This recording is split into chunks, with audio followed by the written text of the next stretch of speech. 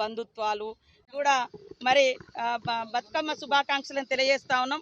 బతుకమ్మ అంటేనే చెరువులను పూజించుకునే పండుగ, చెరువులను శుద్ధి చేసుకునే పండుగ, పూలను పూజించుకునే పండుగ.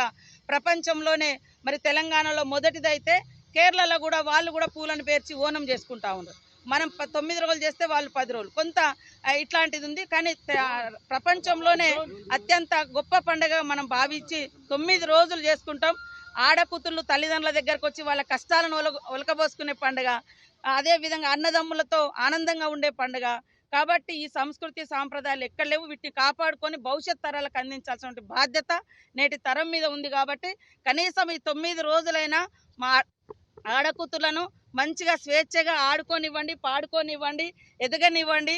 మరి ఉద్యోగ ఉపాధి రాజకీయాలలో మరింత ఉన్నత స్థానంలోకి వచ్చే విధంగా కుటుంబ సభ్యులు ఈ నేటి సమాజం కూడా ఆడకూతులకు అండగా ఉండాలని ఈ పండగ సందర్భంగా ప్రతి ఒక్కరూ ప్రతిన బూనాలని కూడా నేను